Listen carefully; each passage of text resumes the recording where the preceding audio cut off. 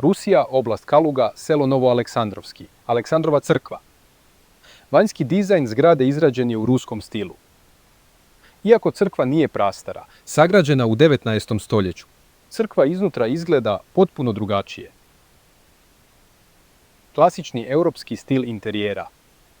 Teško je zamisliti da se takav sjaj nalazi u napuštenoj ruskoj pokrajini.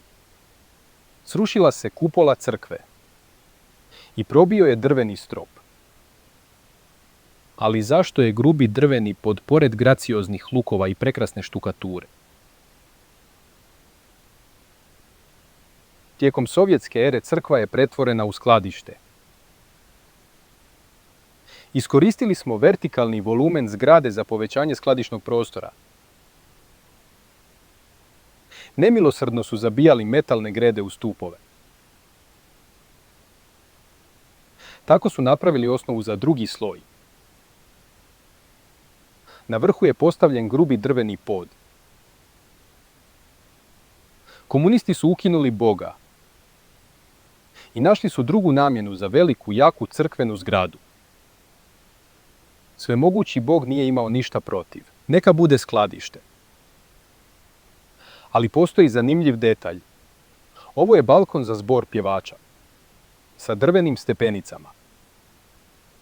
Komunistima nije bilo stalo do ljepote. Nije bitno kako izgleda. Mora biti jak i pouzdan. Ali balkon za zbor napravljen je drugačije. Noseće grede su ispod obložene drvenim daskama. Donja površina je obložena žbukom i obojana. Pokušali smo nacrtati klasičnu kupolu. Koliko god možete. Ovaj dio drugog reda je rađen prije dolaska komunista na vlast.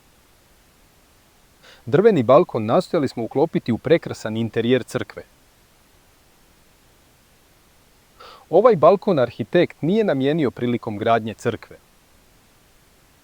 Bog nije planirao pjevati s balkona. Arhitekt nije projektirao balkon za kor.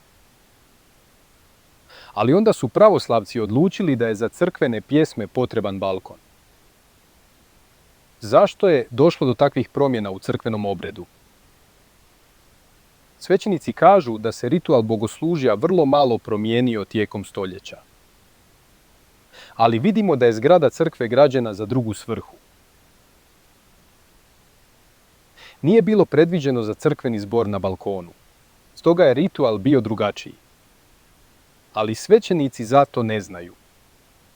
Ne govore nam ništa o crkvama i vjeri.